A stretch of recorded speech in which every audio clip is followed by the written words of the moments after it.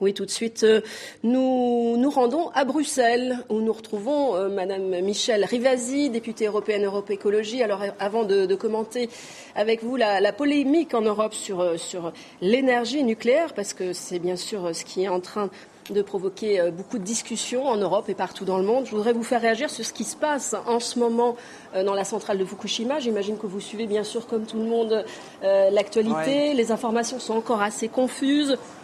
Visiblement, la priorité en ce moment, c'est de refroidir les réacteurs. Vous-même, vous êtes une spécialiste de l'énergie nucléaire. Ouais.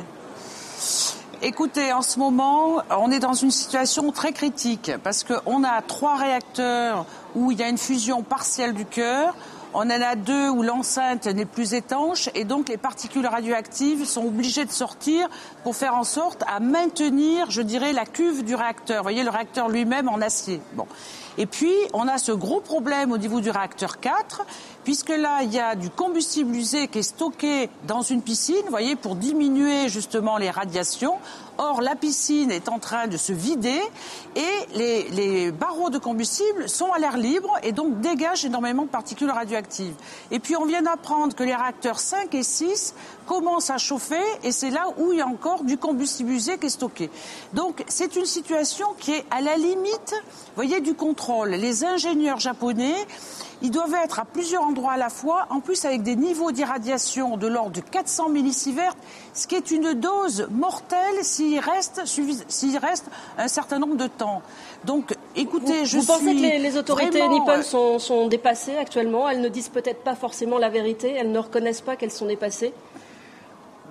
Ben écoutez, depuis le début, on avait une certaine omerta. Alors on nous disait, parce qu'ils sont dans l'urgence, mais on n'a toujours même pas l'état de la contamination de l'air. On ne sait pas tous les radioéléments qu'il y a et on ne sait pas, vous voyez, les différents niveaux d'irradiation. Donc je pense que les autorités et surtout les ingénieurs d'EPCO sont complètement dépassés. Ils font appel à des experts américains, ils font appel à l'armée américaine. C'est un accident comme on n'aurait jamais imaginé. Parce qu'il y a eu, si vous voulez, plusieurs problèmes qui sont venus en même temps, le tsunami, le tremblement de terre, et puis il y a eu, si vous voulez, tout l'effet domino. C'est la première fois que 3 réacteurs comme ça perdent leur système de refroidissement et que, vu l'irradiation maintenant, on ne peut même plus intervenir. Vous voyez, on voulait arroser le réacteur 4 pour remettre de l'eau au niveau des piscines. Eh bien, il y a une telle irradiation qu'on ne peut pas survoler le réacteur. On a appris que des canons à eau étaient très inquiète. On a appris que c'était des canons à eau qui étaient utilisés. Ça paraît totalement dérisoire, hein, vu l'ampleur de la tâche. Hein. Mais exactement, il y a un dépassement total et ça montre que, vous voyez, on disait mais c'est une industrie sûre, qu'on est capable de régler. Eh bien, là, ça nous montre que la technologie a dépassé l'entendement humain et que c'est cette technologie, vous voyez, qui dépasse tout ce qu'on peut faire parce que on va pas quand même envoyer des gens, là, ils y vont très protégés, les travailleurs. Mais vu les niveaux d'irradiation, ça veut dire que dans quelques mois, ils vont mourir. Donc c'est quand même dramatique. C'est vraiment dramatique. On va évidemment vous évoquer cette polémique en France comme ailleurs en Europe. Et pourtant, pas question d'abandonner le nucléaire. Nicolas Sarkozy l'a rappelé tout à l'heure. Alors c'est très surprenant parce que hier, j'étais à la commission énergie avec le commissaire Oettinger. Tous les autres pays européens se posent des questions par rapport aux certitudes qu'ils avaient dans la tête ou véhiculées par le lobby nucléaire.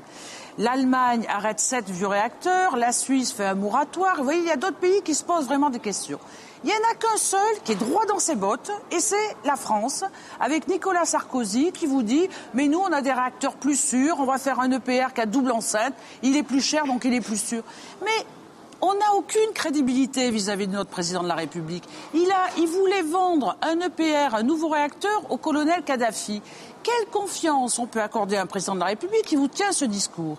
Et puis, nous, ce qu'on demande, les écologistes, c'est qu'on arrête les vieux réacteurs.